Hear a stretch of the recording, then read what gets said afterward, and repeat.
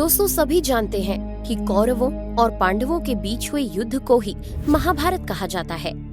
कौरव गांधारी के पुत्र थे, जबकि पांडव कुंती के पुत्र थे।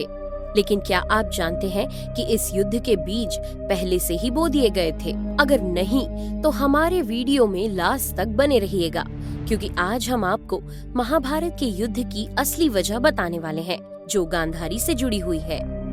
आपको जानकर हैरानी होगी, लेकिन धृतराष्ट्र से पहले गांधारी की शादी किसी और के साथ की गई थी। और जब ये बात धृतराष्ट्र को पता चली तो महाभारत के बीज बोए गए। अब पूरी कहानी क्या है, आइए जानते हैं। महाभारत की इस कहानी को जानने से पहले आपको इस महायुद्ध के एक मुख्य किरदार यानी धृतराष्ट्र के बारे में जानना पड़ेगा। तो चलिए पहले धृतराष्ट्र की गुत्थी सुलझाते हैं। दोस्तों, ऐसा कहा जाता है कि हमारे पिछले जन्म के बुरे कर्म हमारा पीछा नहीं छोड़ते और किसी न किसी रूप में हमें उसकी सजा मिल ही जाती है। ऐसा ही कुछ हुआ था महाभारत के एक मुख्य पात्र धृतराष्ट्र के साथ। उन्हें उनके पिछले जन्म की सजा इस जन्म में मिली थी। ये तो हम सभी जानते हैं कि धृतराष्ट्र जन्म से ही अंधे थे, वो दृष्टिहीन ही पैदा हुए थे। लेकिन शायद ही कोई जानता होगा कि उनके नेत्रहीन पैदा होने के तार उनके इस जन्म से जुड़े हुए थे। और इस जन्म में भी उन्होंने मामा शकुनी के बहकावे में आकर अपने पिछले जन्म के कामों को दोहराने में कोई कसर नहीं छोड़ी। और धृतराष्ट्र की सिर्फ एक गलतफहमी ने महाभारत जैसे युद्ध को जन्म दे दिया। दरअसल दोस्तों, ऐसा कहा जाता है कि धृतराष्ट्र अपने पिछले जन्म में एक राजा हुआ करते थे, लेकिन वो अपनी प्रजा की खुशी को देखकर बिल्कुल भी खुश नहीं हुआ करते थे। इसके अलावा अपने दरबार में भी ये दुष्ट राजा किसी को भी बेवजह सुना दिया करता था, यानी वो हमेशा अपनी प्रजा को दुखी ही देखना चाहते थे। इसलिए कहा जाता है कि अपने पिछले जन्म में धृतराष्ट्र एक दुष्ट राजा थे। एक बार का किस्सा है जब धृतराष्ट्र अपने पिछले जन्म में राजा होते हुए जंगल में सैनिकों के साथ शिकार पर गए हुए थे। उन्हें शिकार करना बहुत पसंद था, क्योंकि इससे जानवरों की हत्या होती थी। अब जब वे जंगल में गए तो शिकार करने के बाद काफी थक गए, इसलिए वे तालाब के किनारे एक पेड़ के नीचे आराम करने के लिए बैठ गए। यहाँ राजा ने देखा कि तालाब में एक हंस अपने परिवार के साथ खुशी खुशी तैर रहा है, अपने बच्चों को बड़े प्यार से रास्ता दिखा रहा है।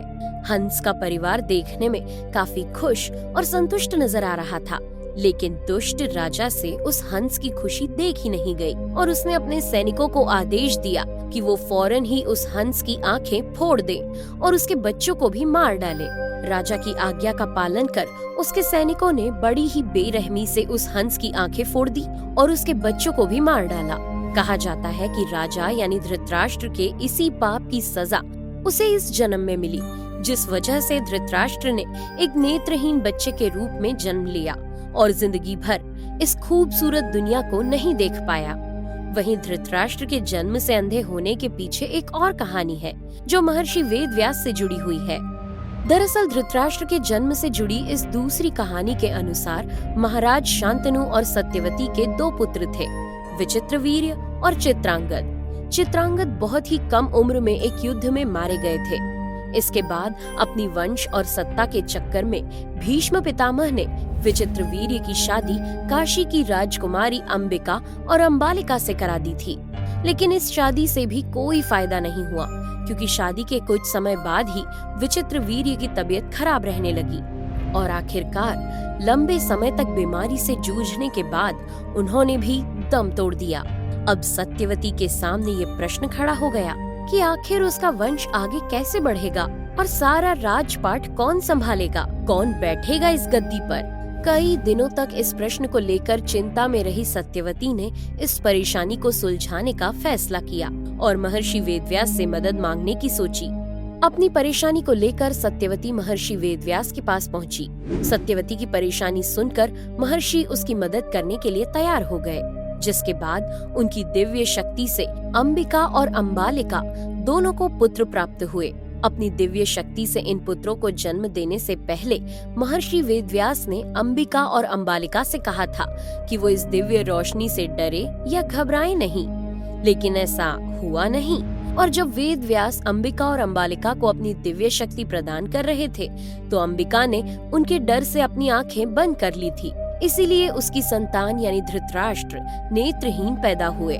वहीं दूसरी ओर अंबालिका का शरीर डर के मारे पीला पड़ गया था, इसलिए उसे पुत्र के रूप में पांडु प्राप्त हुए, जो जन्म से ही कमजोर थे।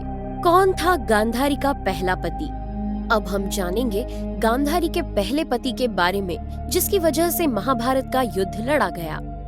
महाभारत में हमें जितनी भी स्त्रियों के बारे में पता चलता है, उनमें हमें सबसे पवित्र गांधारी का किरदार देखने को मिलता है।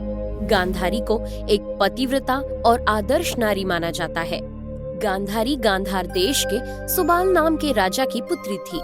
गांधार देश की होने की वजह से ही उसे गांधारी के नाम से जाना जाता है। एक बार की बात है, जब वंश की चिंता में भीष्म पितामह गांधार देश के राजा सुबाल के पास जा पहुँचे और हस्तिनापुर के राजा धृतराष्ट्र के लिए गांधारी का हाथ मांगा।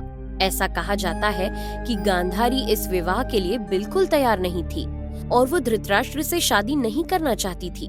हालांकि गांधारी को धृतराष्ट्र के नेत्रहीन होने की कोई जानकारी नहीं थी, लेकिन फिर भी वो धृतराष्ट्र से शादी नहीं करना चाहती थी। लेकिन भीष्म ने सुबाल के सामने कुछ ऐसी बातें रखी कि राजा सुबाल को गांधारी का विवाह धृतराष्ट्र के साथ करना ही पड़ा और गांधारी भी इस शादी के लिए मान गई। शादी तय होते ही हस्तिनापुर और गांधार दोनों देश शादी की तैयारियों में डूब गए। लेकिन अब गांधार देश में एक परेशानी खड़ी हो चुकी थी।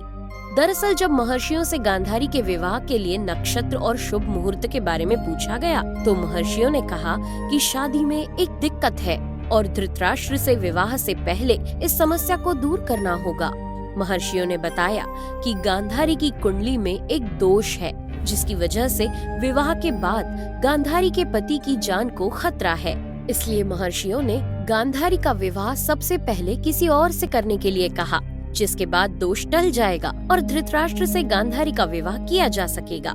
इसलिए धृतराष्ट्र से पहले गांधारी का विवाह एक बकरे से कराया गया और बाद में इस बकरे की बलि चढ़ा दी गई और गांधारी को विधवा मान लिया गया और तब कहीं जाकर गांधारी का विवाह धृतराष्ट्र से कराया गया। लेकिन ये राज हस्तिनापुर में किसी को नहीं पता था। शादी होने से पहले तक गांधारी को ये पता ही नहीं था कि धृतराष्ट्र नेत्रहीन है। ये सच गांधारी को शादी वाले दिन ही पता चला और शादी के बाद जैसे गांधारी ने हस्तिनापुर में कदम रखा, उसने एक ऐसा फैसला लिया जिसने सभी को हैरान कर दिया।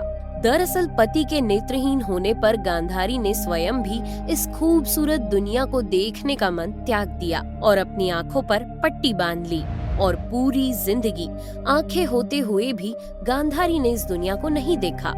हालांकि जब महाभारत का युद्ध हुआ, तब गांधारी ने किन्हीं कारणों की वजह से अपनी आंखों की पट्टी हटाई। अब धृतराष्ट्र गांधारी के इस फैसले से कुछ ज्यादा खुश नहीं था और उन्हें ऐसा लगता था कि गांधारी उनका अपमान करना चाहती है। लेकिन समय के साथ साथ सब बदल गया और धृतराष्ट्र को ये समझ आ गया कि गांधारी ये सब उन्हीं के लिए कर रही है। शादी के काफी समय बाद तक भी गांधारी के पहले विवाह का राज हस्तिनापुर में किसी को मालूम नहीं था। लेकिन एक रोज धृतराष्ट्र को गांधारी के पहले विवाह की भनक लग गई, लेकिन आधी अधूरी। दरअसल किसी ने धृतराष्ट्र को बताया कि उसकी शादी एक विधवा लड़की के साथ कराई गई थी। गांधारी की पहले भी एक शादी हो चुकी है और उसके पहले पति का क्या हुआ ये कोई नहीं जानता। उसकी कुंडली में दोष है, जिसकी वजह से जो भी उससे शादी करेगा उसकी मौत निश्चित है। अब ये सब सुनकर तो धृतराष्ट्र गुस्से से आग बबूला हो गए और पूरा सच जाने बिना ही धृतराष्ट्र ने गांधारी को किसी और की विधवा मानकर इस सब के लिए गांधारी के पिता और उसके भाइयों को जिम्मेदार ठहराया और गांधार के राजा सहित उसके 100 पुत्रों यानी गांधारी के पिता और उसके भाइयों को पकड़कर काल कोठरी में डलवा दिया। इस काल कोठरी में राजा सुबाल और उसके 100 पुत्रों के साथ बहुत बुरा व्यवहार किया जाता था। उन्हें हर तरह से दर्दनाक सजाएं दी जाती थी। इतना ही नहीं, उन्हें खाने के नाम पर पूरे दिन में सिर्फ एक मुट्ठी अनाज दिया जाता था। कई दिनों तक इस काल कोठरी में गांधारी के पिता राजा सुबाल और उनके पुत्र भूख और दर्द से तड़पते रहे। लेकिन धृतराष्ट्र ने अपने पिछले जन्म की तरह यहाँ भी रहम नहीं दिखाया और आखिरकार भूख से तड़प तड़प कर राजा सुबाल का अंतिम समय आ गया। राजा सुबाल सहित उनके 99 पुत्र मारे गए, लेकिन सुबाल का सबसे छोटा पुत्र शकुनी जिंदा था। दरअसल अपने साथ हो रहे इस अत्याचार को देखने के बाद राजा सुबाल चाहता था कि धृतराष्ट्र भी इस दर्द को बर्दाश्त करे और उसके परिवार की बर्बादी की वजह राजा सुबाल का पुत्र ही बने। इसलिए जब भी राजा सुबाल को खाने के लिए एक मुट्ठी अनाज दिया जाता तो वो उस अनाज को अपने सबसे छोटे पुत्र शकुनी को खिला दिया करते थे, जिससे वो अंतिम समय तक बचा रहा। और जब राजा सुबाल का अंतिम समय आया तो उसने धृतराष्ट्र से शकुनी की रिहाई की आखिरी इच्छा रखी और इच्छा को धृतराष्ट्र ने पूरा भी किया। मरने से पहले राजा सुबाल ने शकुनी से कहा था कि वो उसकी रीढ़ की हड्डी के पासे बनाकर अपने पास रखे। पिता की आखिरी इच्छा का पालन करते हुए शकुनी ने उनकी रीढ़ की हड्डियों के पासे बनाकर अपने पास रख लिए और बाद में इन्हीं पासों का कौरवों और पांडवों के बीच होने वाले जुए में इस्तेमाल किया जाने लगा। बाद में यही शकुनी मामा पांडवों और कौरवों के बीच पड़ने वाली दरार का कारण बना। गांधारी और धृतराष्ट्र के 100 पुत्र और एक पुत्री हुई। इन सब में दुर्योधन सबसे बड़ा था। शकुनी दुर्योधन को हमेशा अपने कंट्रोल में रखता था। हालांकि माँ गांधारी ये कभी भी नहीं चाहती थी कि उसका पुत्र गलत रास्ते पर चले, लेकिन धृतराष्ट्र भी शकुनी के कहने पर चलता था, लिहाजा गांधारी कुछ नहीं कर पाती। और बाद में आप जानते ही हैं कि इस छोटी मोटी दरार ने इतना बड़ा रूप ले लिया कि कौरव और पांडवों के बीच युद्ध की घड़ी आ गई। उम्मीद है दोस्तों अब आप जान ही गए होंगे कि गांधारी का पहला पति कौन था और किस तरह वो इस महायुद्ध का कारण बना। अगर आप कौरवों और पांडवों के बीच लड़े गए इस युद्ध के बारे में और दिलचस्प बातें जानना चाहते हैं तो हमें कमेंट बॉक्स में लिखकर बताइए। और अगर वीडियो पसंद आया हो तो इसे लाइक कर दीजिए, शेयर कर दीजिए। साथ ही अगर अभी तक आपने हमारे चैनल को सब्सक्राइब नहीं किया है तो फटाफट से चैनल को सब्सक्राइब कर लीजिए ताकि आने वाले वीडियोस के नोटिफिकेशन सबसे पहले आप तक पहुंच सके। धन्यवाद।